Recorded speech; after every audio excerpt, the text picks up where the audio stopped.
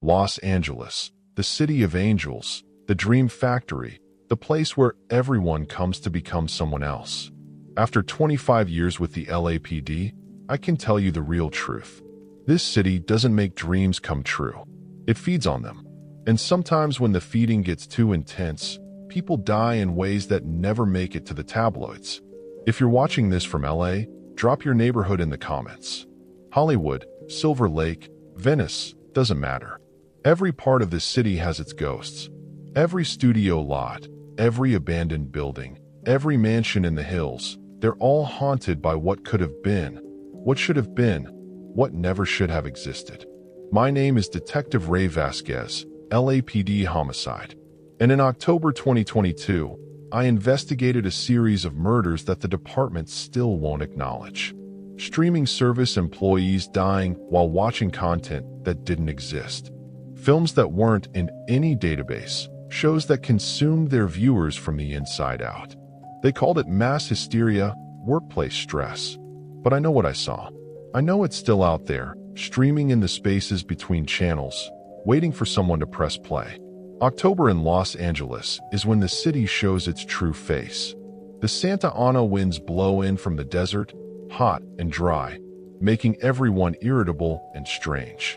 The sky turns that particular shade of apocalyptic orange that photographers love and residents fear. It's fire season, earthquake weather, the time when the city feels most like it's balanced on the edge of something catastrophic. I was sitting in my office at the police administration building downtown going through cold cases when my partner, Detective Lisa Chun, walked in with a look I'd learned to recognize over our 5 years working together. The look that said we'd caught something weird. Ray, we've got a body at Netflix headquarters in Hollywood, but this one she paused, searching for the right word. Different. Different how? The Vic was found in a screening room, been dead for maybe 6 hours. But Ray, the security footage shows him going in there 3 days ago and never leaving. I looked up from my files. That's impossible. Someone would have noticed. That's what I said. But the security guards swear no one's been in that screening room for the past week. It's been locked, marked for renovation, except our victim is very much in there, very much dead. And according to his keycard data, he's been watching something on repeat for 72 hours straight. The drive from downtown to the Netflix building on Sunset Boulevard took 20 minutes in traffic, giving me time to review what we knew. The victim was Marcus Thompson, 28, a content acquisition specialist. Basically, someone who watched submissions and decided what Netflix should buy. Model employee, no problems. Engaged to be married next month. The Netflix building was one of those modern glass and steel structures that tried too hard to look creative and fun. Giant screens in the lobby played previews of their latest shows, and employees walked around in expensive casual wear, all trying to project that perfect blend of artistic and corporate. The head of security, a former LAPD officer named Mike Brennan, met us at the elevator. Detective Vasquez, Detective Chun, I've got to tell you, I've seen some weird stuff in 20 years of security work, but this, he shook his head. We've kept the room sealed since we found him. He led us to the 3rd floor, to a hallway lined with screening rooms. Room 7 had yellow tape across the door. Brennan unlocked it, and we stepped inside. The smell hit first. Not decomposition exactly, but something else. Ozone and burnt plastic with an undertone of something organic and wrong. The room was small, maybe 15 by 20 feet, with a large screen on one wall and a single row of theater seats facing it. Marcus Thompson was in the center seat. He was sitting upright, eyes open, staring at the blank screen. His hands were on the armrests, fingers curved like he was gripping them. But rigor mortis had set in, making him look like a grotesque mannequin. His expression was what got me. Not fear or pain, but something like rapture, like he'd seen something so beautiful or terrible that it had frozen him in a moment of pure awe. Jesus, Lisa muttered, pulling on latex gloves. What happened to his eyes? I looked closer and felt my stomach turn. Marcus' eyes weren't reflecting light properly. They were matte, like all the moisture had been drawn out of them. But more than that, there were patterns in the irises, geometric shapes that definitely hadn't been there naturally, like someone had etched fractals into his eyes from the inside. What was he watching? I asked Brennan. That's the thing. Nothing. The system shows this room's player hasn't been used in 2 weeks. It's not even connected right now. We disconnected it for the renovation. I looked at the blank screen, then at Marcus' fixed stare, so he sat here for 3 days watching nothing. According to the logs. Yeah, but Detective Brennan hesitated, then pulled out his phone. I took a photo when we first found him before you got here. Look at the screen. He showed me the photo. The screen wasn't blank. It showed static, but not normal static. There were patterns in it, shapes that almost resolved into images before dissolving again. And in the center, barely visible, was what looked like a figure, tall, thin, wearing what might have been a suit from the 1920s. But when I looked again, Brennan continued, the screen was blank. The photo is the only proof I have that anything was there. Lisa was examining the player beneath the screen. This is weird. The player isn't just disconnected. It's been modified. There are components here I don't recognize. They look almost organic. I crouched beside her. She was right. Mixed in with the normal circuitry were what looked like veins or root systems, dark and pulsing faintly. They seemed to be growing out of the machine, spreading along the floor in thin tendrils that disappeared into the walls. We need to evacuate this floor, I said. Get forensics in here, but in hazmat gear. And nobody, absolutely nobody turns on any screen in this building until we figure out what's going on. As we sealed the room and began evacuating employees, my phone rang. It was Captain Martinez from downtown. Vasquez, I don't know what you've stumbled into, but I just got a call from Amazon Studios in Culver City. They've got a body in exactly the same condition. Screening room, dead for hours, but logged as being there for days, watching something that doesn't exist. Same cause of death. That's the thing. The coroner can't determine a cause of death. The victims just stopped like someone hit pause on their entire biological system. By the end of the day, we had 5 bodies across Los Angeles. Netflix, Amazon, Hulu, Apple TV Plus, and Paramount Plus. All content acquisition specialists. All found in screening rooms. All with those same fractal patterns etched in their eyes. All watching something that didn't exist on machines that weren't supposed to be working. Lisa and I set up a command center at PAB, trying to find connections between the victims.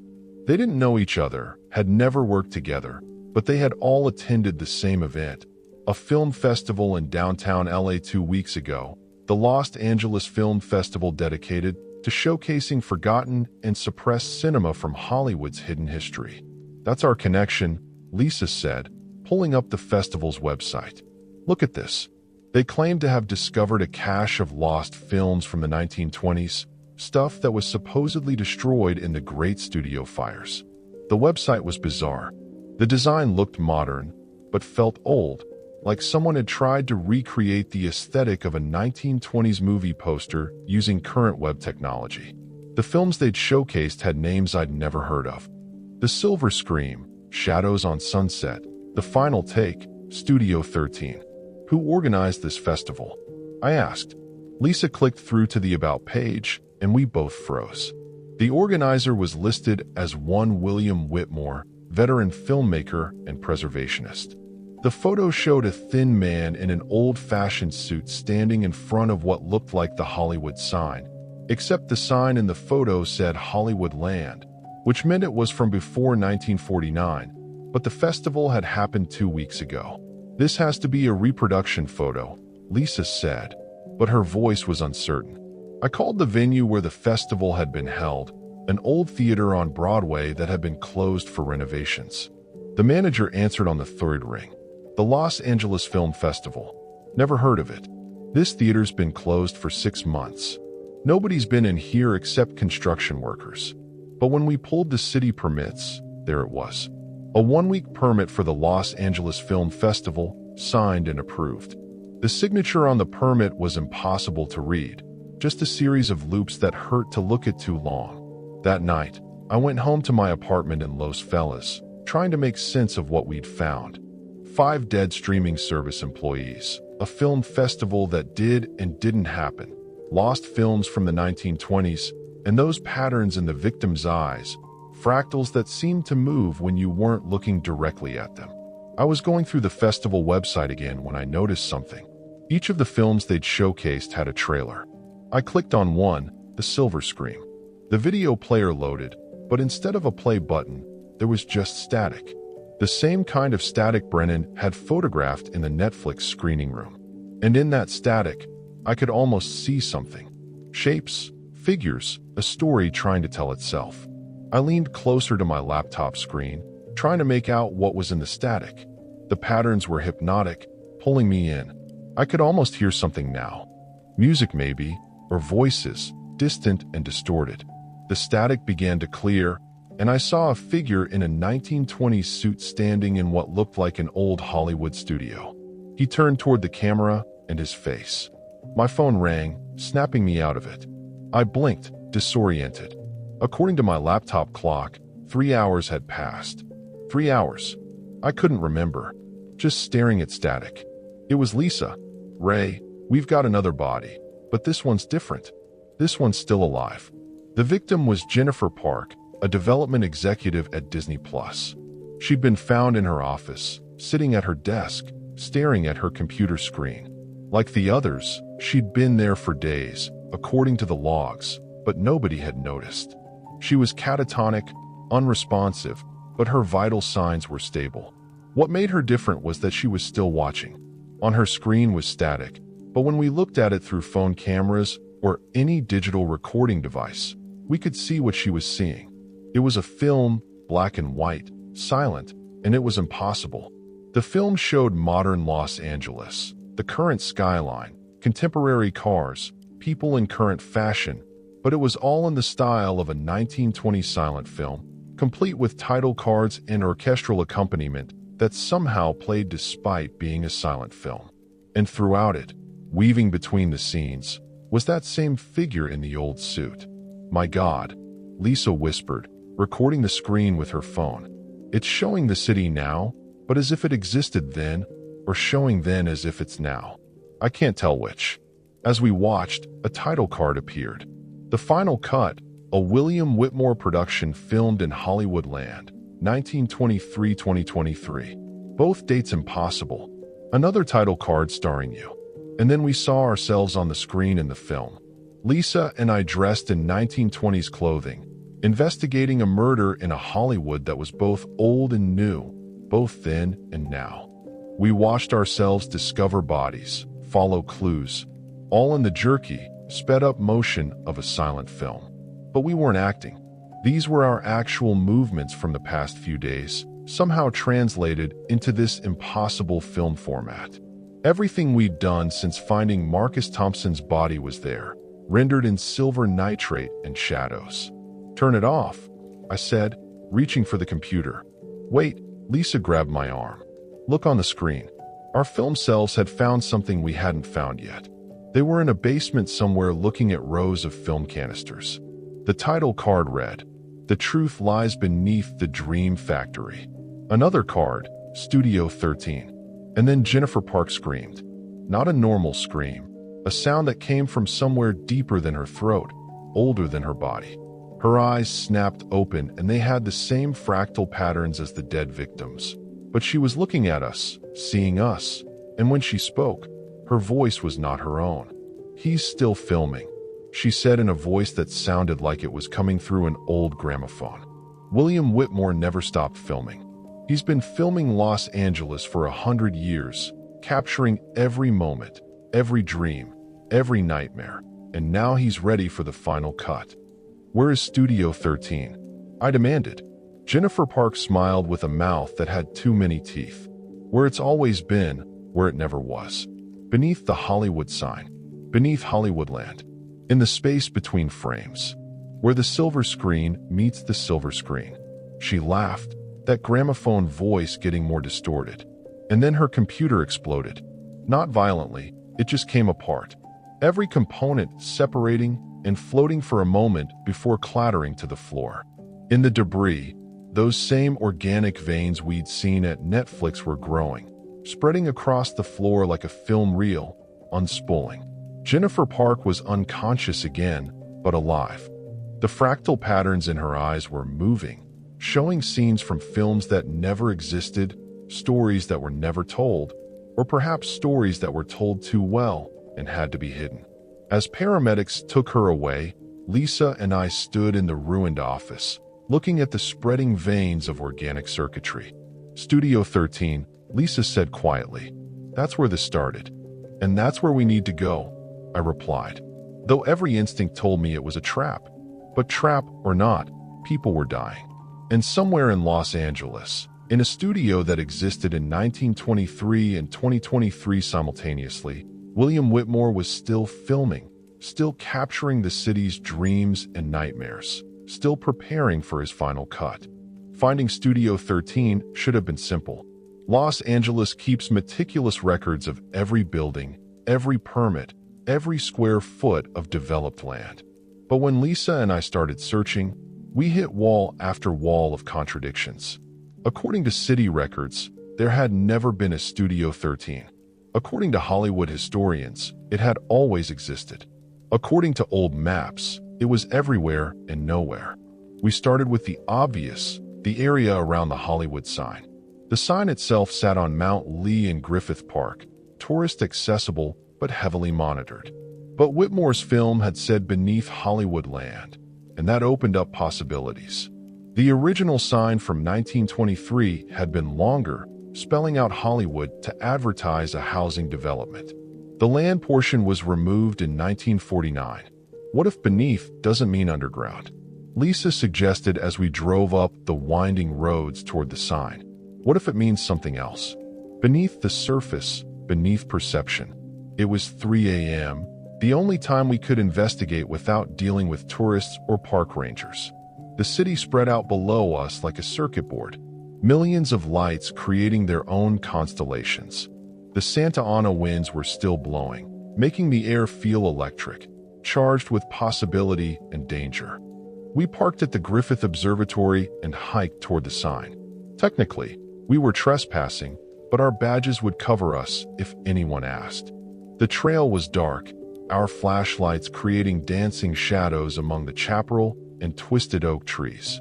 Every sound, the rustle of leaves, the distant howl of a coyote, seemed amplified in the darkness. As we got closer to the sign, I noticed something odd. My phone was glitching, the screen flickering between different displays. One moment it showed 2022, the next 1923. The GPS couldn't lock onto our position, the blue dot jumping randomly across the map. You feel that? Lisa asked, and I realized what she meant. The air was different here, thicker. It felt like walking through invisible curtains, each step taking us through another layer of something. We reached the access road behind the sign, and that's when we saw it. Not a building, but a distortion. A place where the light bent wrong, where the landscape didn't quite match up. It was like looking at a badly edited film where two scenes were spliced together incorrectly. There, Lisa pointed between the H and O. Do you see it? I did. A gap that shouldn't exist. A space between the letters that was both inches and miles wide. As we approached, the distortion became more pronounced. I could see through it to another version of the same hillside, but different, older. The vegetation was different. The topography altered, and there in that other version was a building. Studio 13 was a modest structure by Hollywood standards, a single-story building that looked like it had been built in the 1920s and abandoned shortly after. Art Deco architecture partially reclaimed by nature. Walls covered in vines that looked both dead and alive. A sign above the entrance, barely legible, read Whitmore Productions, Studio 13, the future of cinema. How do we get to it? Lisa asked. I reached toward the distortion, and my hand passed through, but it felt wrong, like pushing through cold honey that sparked with electricity. I could feel both versions of the hillside simultaneously, the now and the then occupying the same space. Together, I said, taking Lisa's hand. On 3, we stepped through. The sensation was indescribable. Every nerve in my body fired at once, sending contradictory signals. I was falling and standing still, freezing and burning, existing and not existing. For a moment that lasted forever and no time at all, I could see all of Los Angeles. Every version of it, from the Tongva villages to the Spanish missions to the modern metropolis, all superimposed on each other like a multiple exposure photograph. Then we were through, standing in front of Studio 13. The air here was different. It had a quality to it like the atmosphere in old films. Slightly grainy, slightly silver. The sounds of modern LA were gone, replaced by a distant music, orchestral, tiny, like a soundtrack played on degrading equipment. Our phones are dead, Lisa noted, checking her device.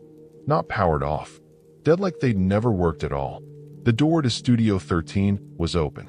Not ajar, but purposefully open, inviting. Inside, we could see the flicker of light, like a projector running. We entered, weapons drawn, but feeling useless. What good were guns against something that existed in multiple times simultaneously? The interior was a single large room filled with film equipment that spanned a century.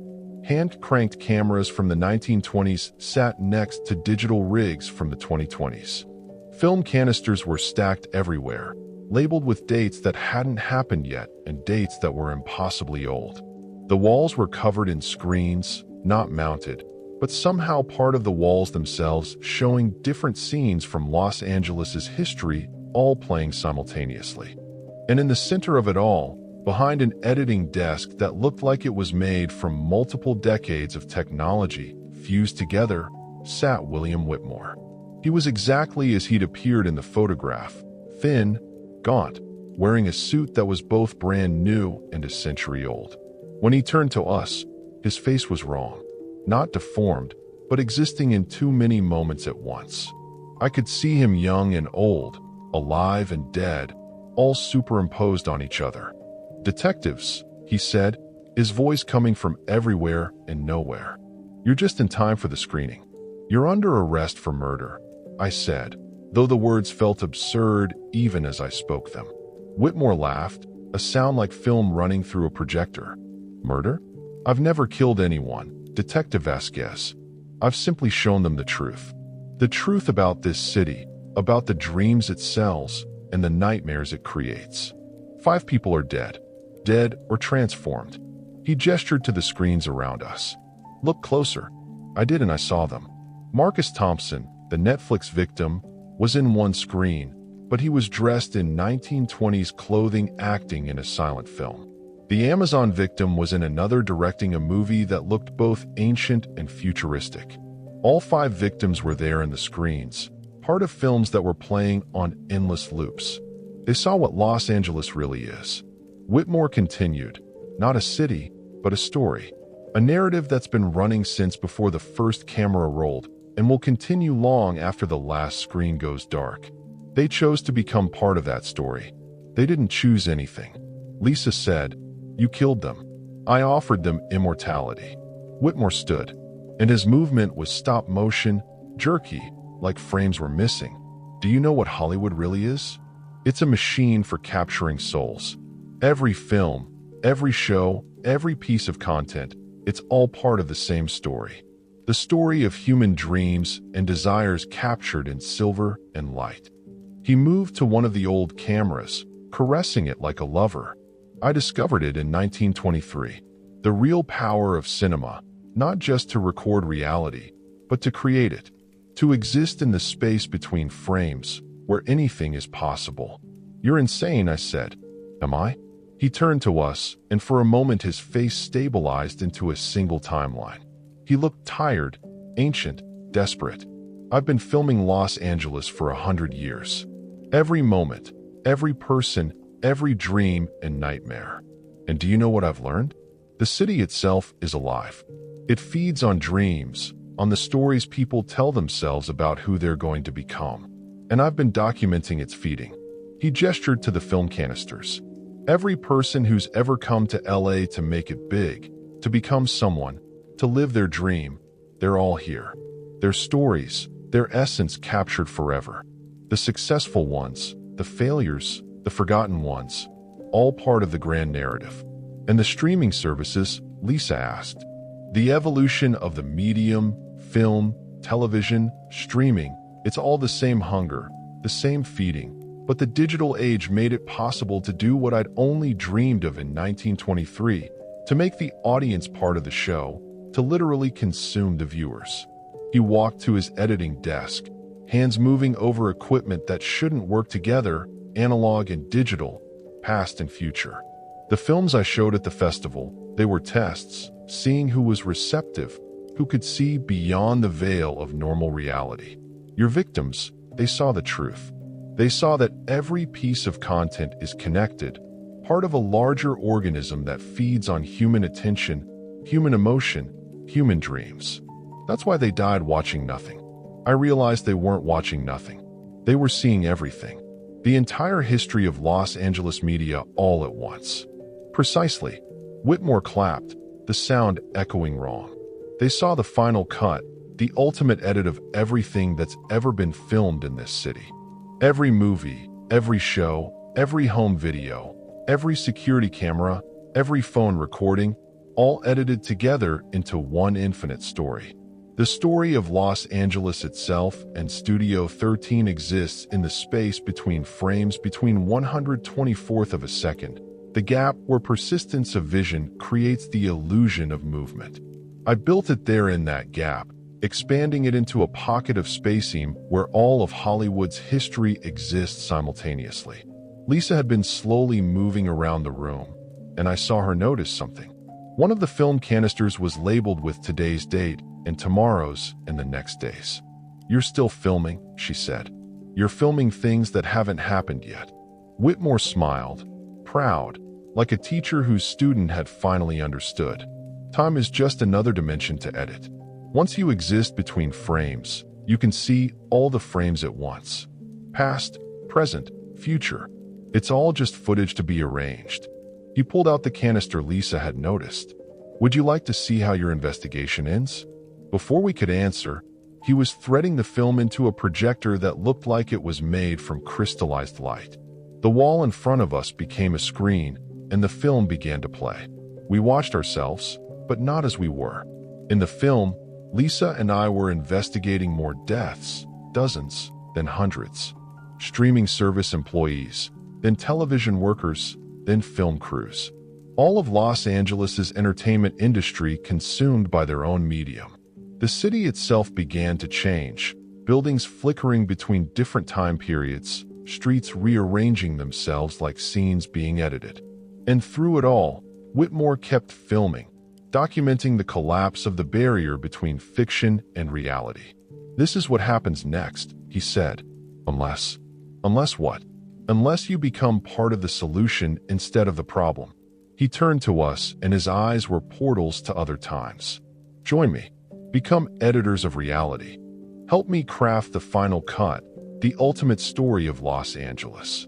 Or watch as the city consumes itself as the boundary between screen and reality completely dissolves."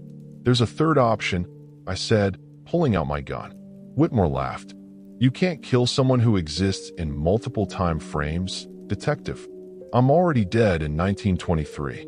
I'm still being born in 2023. I exist in every frame of film ever shot in Los Angeles." But Lisa had a different idea. She wasn't aiming at Whitmore. She was aiming at the film canisters. "What happens if we destroy the films?" For the first time, Whitmore looked afraid. "You don't understand. Those aren't just films. They're reality itself, captured and stored. Destroy them, and you destroy those moments, those people, those possibilities.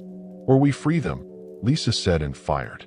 The first canister exploded in a shower of silver light. The screens around us flickered, showing moments being unleashed. People who'd been trapped in frames suddenly existing again, blinking in confusion on Los Angeles streets across 100 years. No, Whitmore lunged for us, but his movement was constrained by his existence in multiple time frames. He flickered, jumped, existed in 5 places at once, but none of them could quite reach us.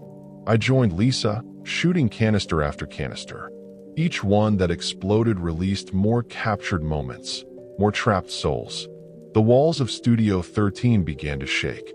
The boundary between the pocket dimension and reality starting to collapse. "You're destroying everything," Whitmore screamed, his form becoming more unstable.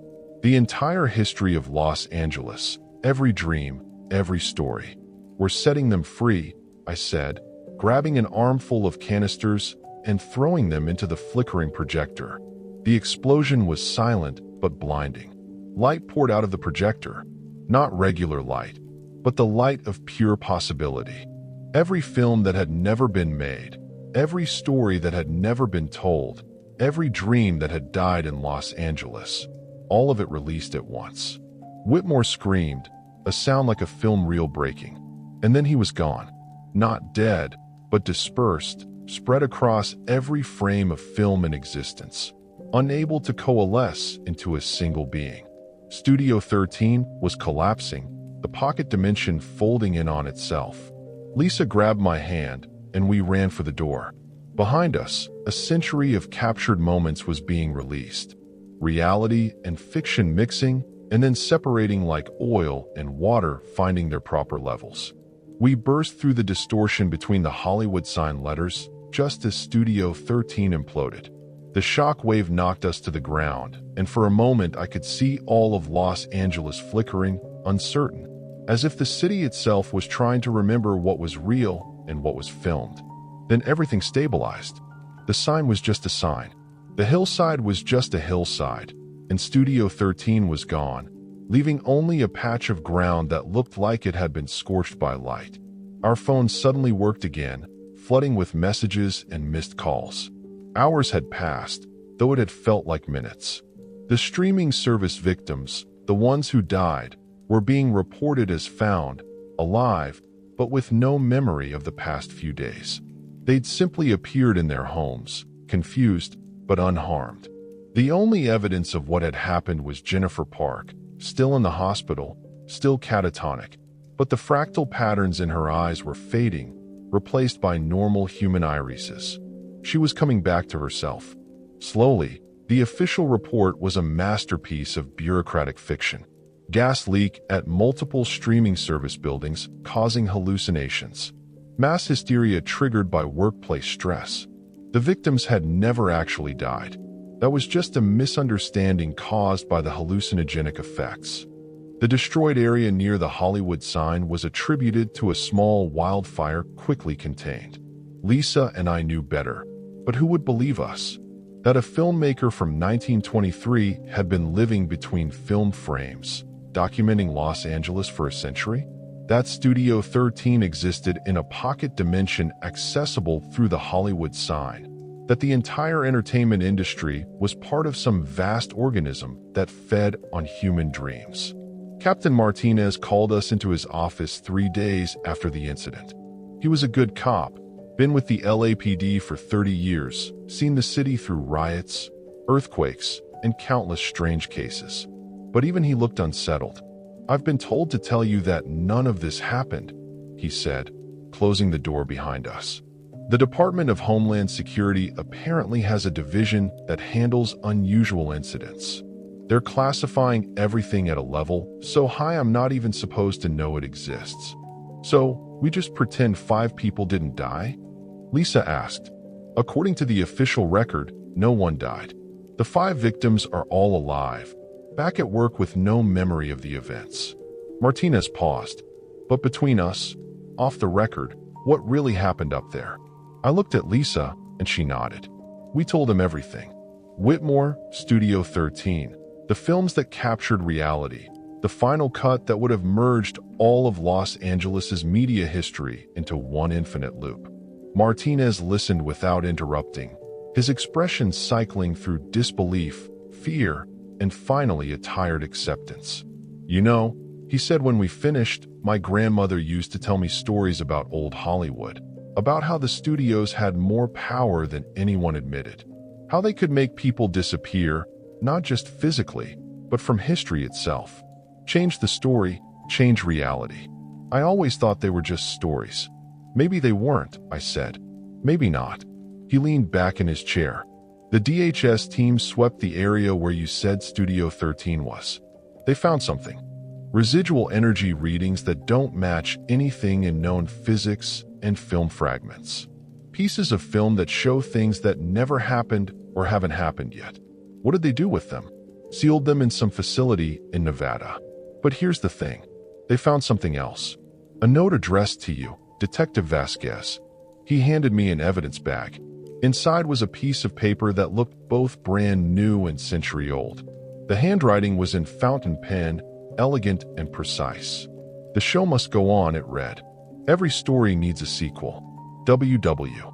William Whitmore somehow even dispersed across every frame of film in existence. He was still conscious, still planning.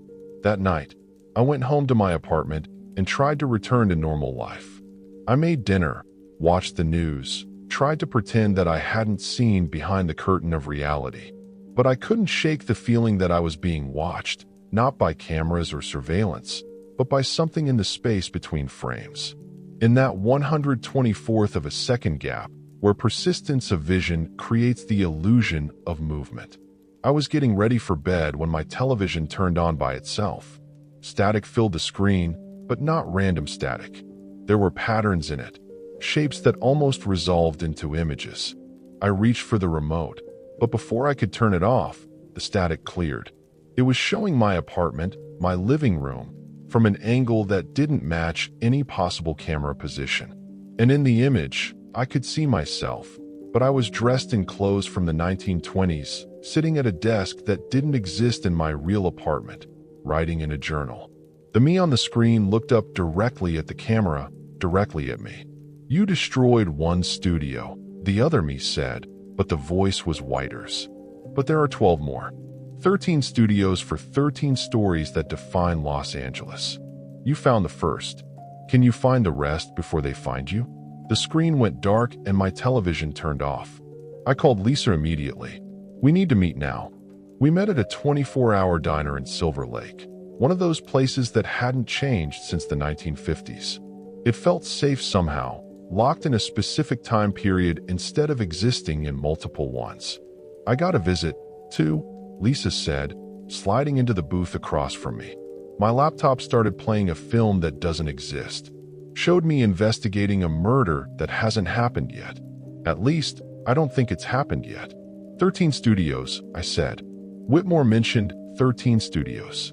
Studio 13 was just one of them. Think about it.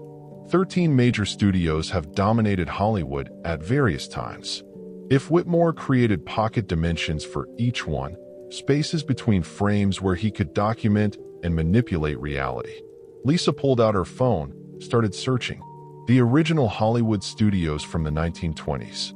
There's Paramount, Universal, Warner Brothers, MGM, RKO, Fox, Colia, but also smaller ones that people forget. Monogram, Republic, Educational Pictures, and the modern ones built on their ashes, I added. Disney, which absorbed Fox, Sony, which absorbed Columbia, Netflix, Amazon, Apple, the streaming services that are the evolution of the studio system. 13 nodes in a network, Lisa said, understanding dawning on her face. Studio 13 wasn't just documenting reality. It was one part of a larger machine, a machine for controlling the narrative of Los Angeles itself. And we only destroyed one part. We spent the next week investigating quietly off the books. We couldn't trust the department. The DHS involvement meant someone somewhere knew about the studios and was either protecting them or studying them. We had to work alone. The pattern began to emerge. Each of the mysterious deaths over the past decade that had been attributed to various causes, suicide, accident, natural causes, had connections to specific locations around Los Angeles. Locations that corresponded to where the old studios had been or where the new ones were now. Paramount Studios, 3 deaths in 2019. All people who'd claimed to see ghostly figures on the lot after hours. Universal Studios, 5 deaths in 2020. All tourists who'd gotten lost in the back lot and been found days later in a catatonic state. Warner Brothers, 2 deaths in 2021. Both security guards who'd reported seeing films being made in sound stages that were supposedly empty. The pattern continued. Each studio had its own cluster of mysterious deaths or disappearances, all involving people who'd seen something they shouldn't have. "It's a web," Lisa said, mapping the locations on her tablet. "And look, if you connect them in chronological order of when the studios were founded," she drew lines between the points and a symbol emerged. 13 points forming a perfect geometric pattern centered on one location, the intersection of Hollywood and Vine. "The heart of old Hollywood," I said, "where it all began. That's where we'll find the central node, the main screening room where all 13 studios connect." We prepared carefully. This wasn't going to be like Studio 13, where we'd stumbled in unprepared. We equipped ourselves with every piece of recording equipment we could find. Film cameras, digital cameras, phones, even an old Super 8 camera Lisa found in a pawn shop. If Whitmore existed in the spaces between frames, maybe having multiple frame rates would give us an advantage. The intersection of Hollywood and Vine at 3 a.m. was eerily quiet. The tourist shops were closed, their neon signs dark. The stars on the Walk of Fame seemed to glow faintly in the streetlight, each one a monument to dreams achieved or destroyed. "How do we find it?" Lisa asked. I remembered something Whitmore had said about existing between frames. "We need to see between moments. Look for the spaces where reality doesn't quite match up." We walked slowly around the intersection, filming everything with our various cameras. Through the Super 8 viewfinder, I saw it first, a building that didn't exist. It was right there on the corner, but only visible through the camera. A magnificent Art Deco theater with a marquee that read, "The Final Cut now showing forever." "There," I said, pointing to what looked like an empty lot to the naked eye. Lisa looked through her digital camera and gasped. "I see it, but it's different through my camera. It looks more modern, like a multiplex." We compared views. Through every different camera, the building appeared differently, each one showing a different era of movie theater architecture. But they were all the same building, existing in multiple time periods simultaneously. "Together," I said, remembering how we'd entered Studio 13. All cameras recording. We walked toward the building that didn't exist, pushing through layers of reality, like walking through curtains of time. The sensation was familiar now, but no less disturbing. That feeling of being in multiple moments at once, of time becoming flexible and meaningless. And then we were inside. The theater was impossible. The lobby stretched in all directions larger than the intersection that contained it. Movie posters covered the walls, but they weren't advertisements. They were windows. Each poster showed a film in progress, and I recognized the victims. Marcus Thompson starring in a noir thriller that looked like it was from the 1940s. The Amazon victim in a science fiction epic that seemed to be from a future that hadn't happened yet.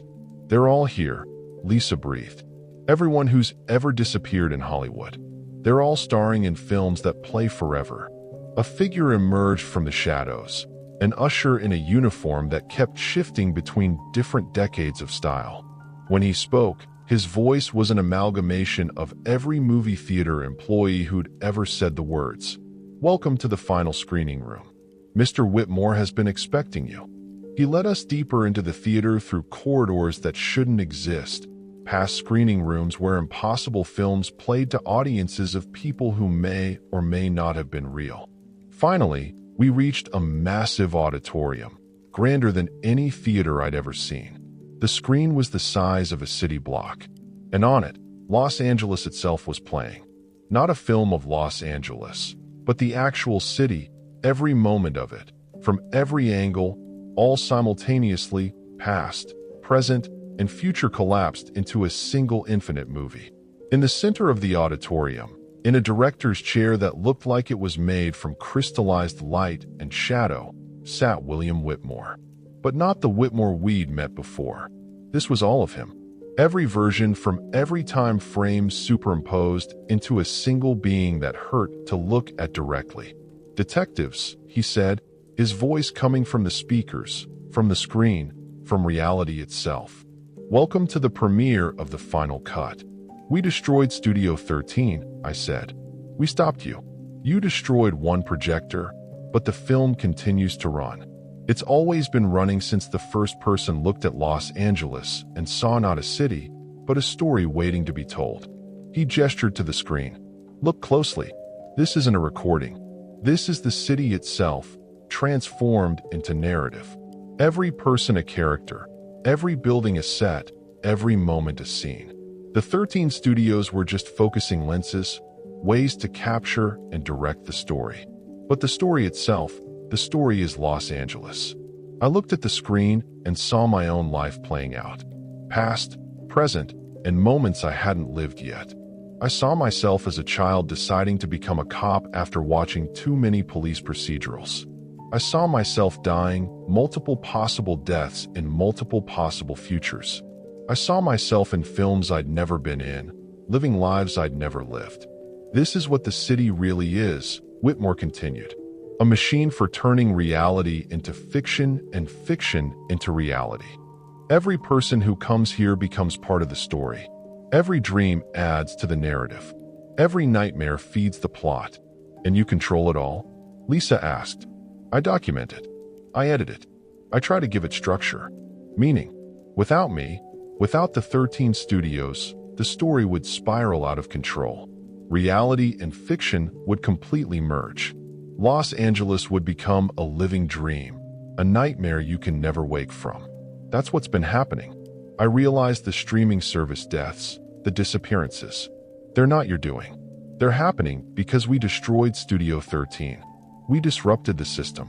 Whitmore nodded, his multiple selves briefly aligning into a single sad smile. You thought you were freeing those people, but you were releasing unedited footage into reality. Stories without structure, narratives without ending. They're infecting the city, turning it into chaos. As if to prove his point, the screen showed Hollywood Boulevard. But it was wrong. Buildings were shifting between different time periods. People were aging and getting younger, seemingly at random. A film shoot was happening, but the cameras were filming the crew while the actors operated the equipment. How do we fix it? Lisa asked. You can't, Whitmore said. Not without the 13 studios. They were regulators, editors, keeping the story of Los Angeles coherent. Without them, the city will eventually collapse into pure narrative chaos. Every story ever told here will happen simultaneously. Every film will become real. Every reality will become film. Unless, I could tell there was more. Unless you take my place. He stood from his chair, and for a moment he looked tired, ancient, desperate. I've been doing this for 100 years, maintaining the barrier between fiction and reality, keeping the stories contained. But I'm fragmenting, dispersing across too many time frames. I need successors. You want us to become what? Editors of reality, directors of the civic narrative, guardians of the boundary between what is and what's filmed. It's not a prison. It's a responsibility. Someone has to keep the stories organized or Los Angeles will eat itself. I looked at Lisa, saw the same realization in her eyes. We'd destroyed Studio 13, thinking we were solving the problem, but we'd only made it worse. The victims we'd saved were actually contained. Their stories given structure and meaning within Whitmore's films. Released, they were narrative viruses infecting reality with uncontrolled fiction. If we say no, Lisa asked. Whitmore gestured to the screen. The chaos was spreading. I watched a news report where the anchor aged 50 years mid-sentence. A car chase where the vehicles kept changing makes and models. A building that was simultaneously under construction and abandoned. Then Los Angeles becomes what it was always meant to be, pure story, unfiltered by reality. Every dream and nightmare made manifest. It might be beautiful. It might be terrible. It will definitely be incomprehensible. And if we say yes, then you become part of the machine. You'll exist partially in reality, partially in the spaces between frames. You'll guide the narrative, keep the stories contained, maintain the boundary. You'll be able to live normal lives, but you'll also be something more or less, depending on how you look at it. The choice hung in the air like smog over the LA basin. Lisa and I stood in that impossible theater, watching Los Angeles tear itself apart on the giant screen. Reality and fiction bleeding together like watercolors in the rain. Every second we hesitated, the chaos spread further.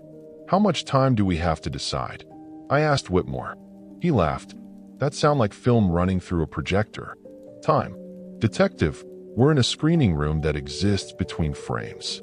Time is just another aspect ratio here. We have all the time in the world and no time at all. On the screen, I watched a news helicopter filming what should have been a routine traffic report turn into something else. The pilot was suddenly speaking in title cards like a silent film character. The helicopter itself flickered between being a modern aircraft and a Wright brothers prototype. Below the 405 freeway was simultaneously empty and packed with cars from every decade since the 1920s. Show us what it would be like, Lisa said suddenly. If we took your place, show us what we'd become. Whitmore gestured to the screen, and it changed. Now it showed us, but different versions. I saw myself sitting in an editing room that existed in multiple dimensions, cutting together footage from thousands of cameras across Los Angeles. But I wasn't just editing video. I was editing reality itself, moving events from one timeline to another, ensuring that stories had beginnings, middles, and ends, keeping the narrative coherent. Lisa's alternate self was in a writer's room that looked like it existed in every studio simultaneously. She was crafting storylines, but the stories became real as she wrote them. A crime drama she scripted played out on actual streets. A romance she penned brought real people together. A horror story she outlined. I looked away before I could see what that became. We'd be gods, Lisa whispered. No, Whitmore corrected. You'd be editors. There's a difference. Gods create from nothing. Editors work with what exists, giving it shape and meaning. You wouldn't control Los Angeles. You'd guide its story, keep it from becoming an incoherent mess. And if we refuse, I asked, though I already knew the answer. The screen showed us that future, too. Los Angeles collapsed into narrative chaos within weeks. Every story ever told in the city happened simultaneously. The dead walked Sunset Boulevard because they did in zombie films. Dinosaurs roamed Universal Studios because of Jurassic Park. The city became every version of itself at once. The noir law of the 1940s, the beach paradise of the 1960s, the neon dystopia of Blade Runner, all superimposed on each other. And in that chaos, people went mad. Unable to distinguish between their real lives and the characters they'd played or watched, they became lost in an endless loop of stories without resolution.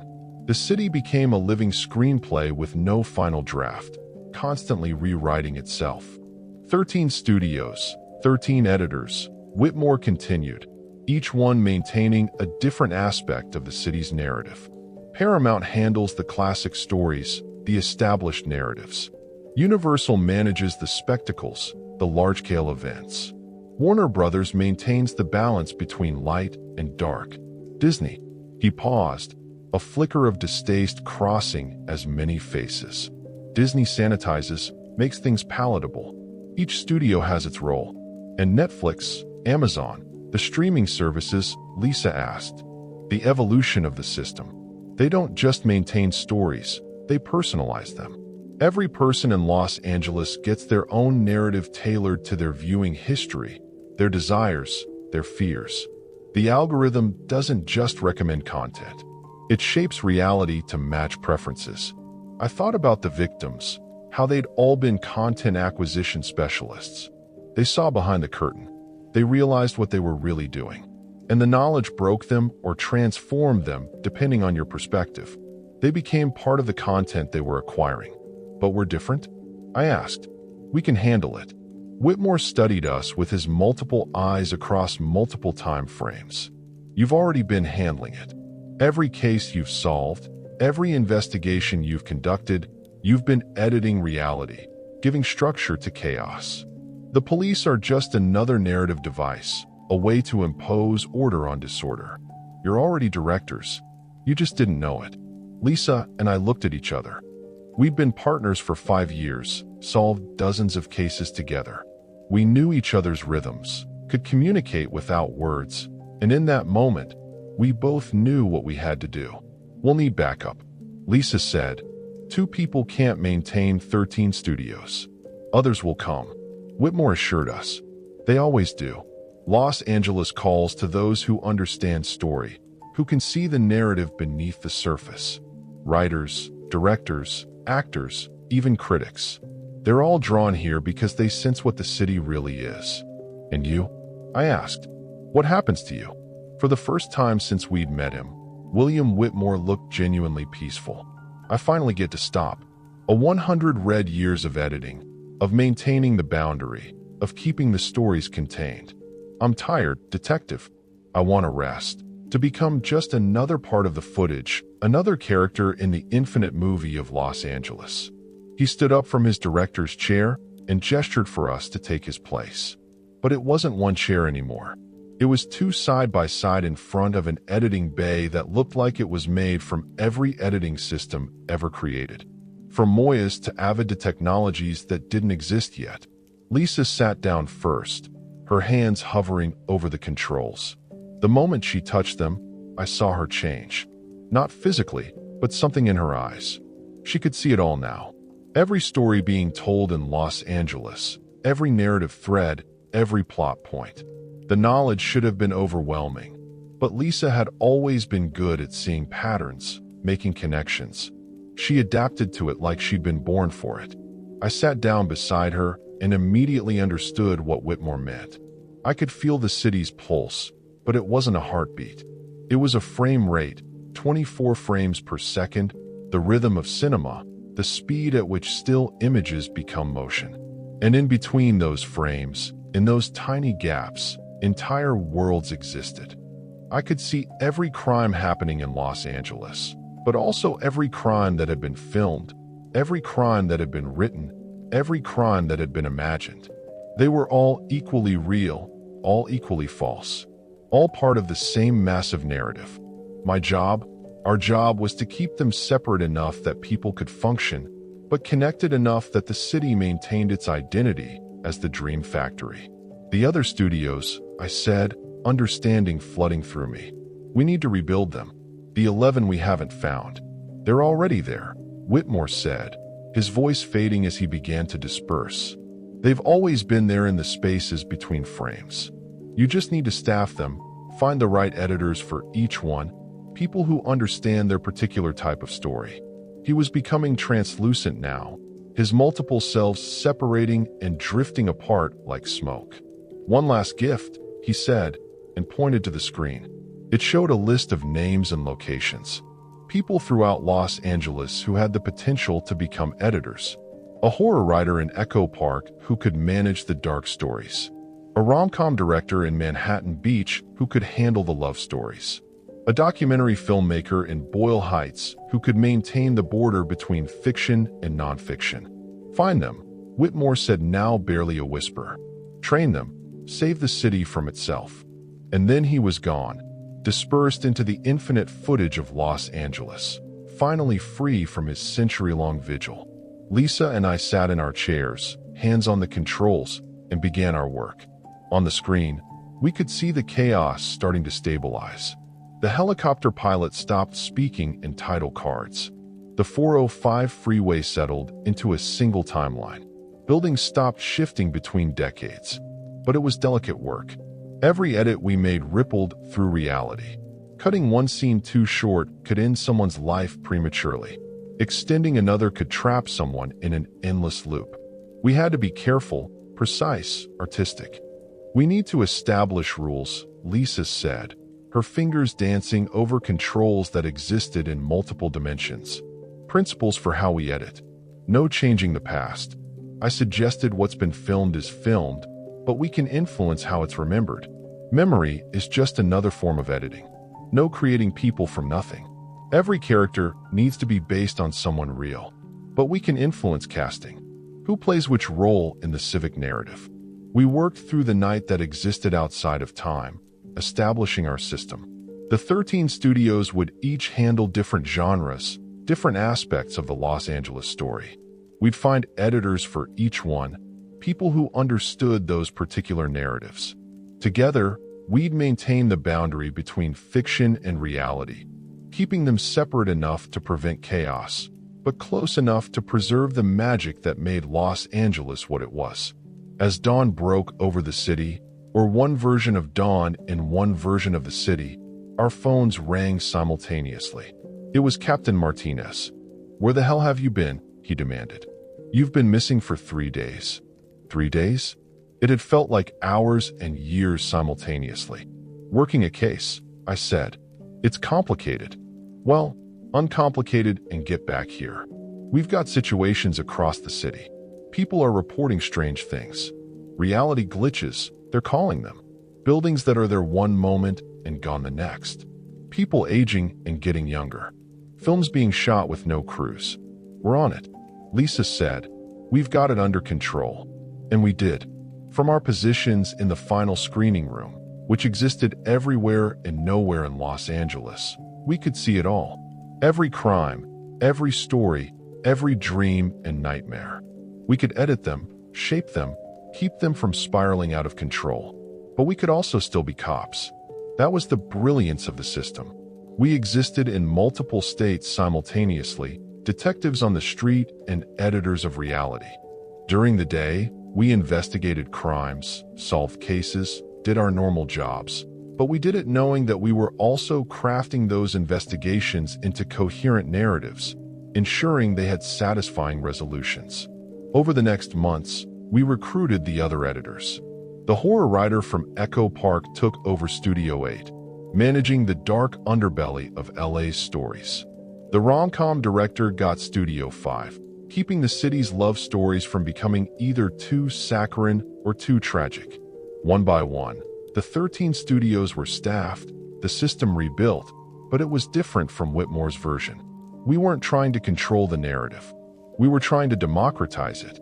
Every person in Los Angeles became both audience and actor, both writer and character. The city became a collaborative story, millions of people contributing to the plot. The streaming services evolved too. Netflix, Amazon, Apple. They became interfaces between the public and the narrative infrastructure. People could literally stream their lives, edit their own stories, become the protagonists of their own films. But within limits, within the structure we maintained to prevent chaos. There were still problems. People who saw too much, who realized what the city really was. Some went mad. Others tried to exploit it, to hack reality like it was just another computer system. We dealt with them as they came, sometimes as cops, sometimes as editors, sometimes as both. Jennifer Park, the Disney Plus executive who'd been our only surviving witness, eventually recovered. But she was changed. She could see the edits, the cuts between scenes. She became our liaison with the entertainment industry, helping them understand their true role without breaking their minds. The official story never changed. Los Angeles remained just a city, the entertainment industry just a business, the LAPD just a police force. But underneath, in the spaces between frames, the real work continued. 13 studios maintaining 13 aspects of the civic narrative. Hundreds of editors keeping millions of stories from colliding catastrophically. And Lisa and me in the final screening room overseeing it all. We age and don't age, exist and don't exist, are fictional and real. We solve crimes that happened. That didn't happen. That might happen. We edit reality with the same casual precision we once used to fill out paperwork.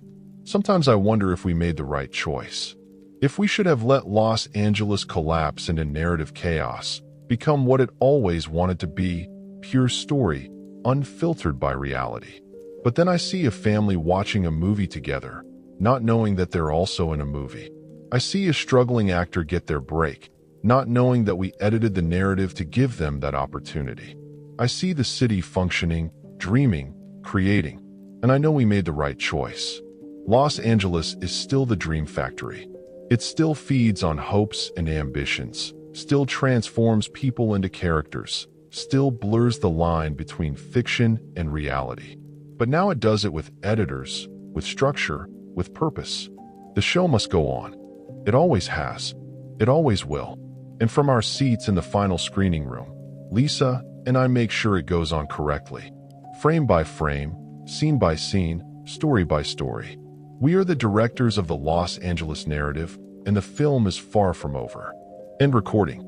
This file was found on a computer in the LAPD Police Administration building. The computer was not connected to any network, had no power source, and according to it, shouldn't have been functional.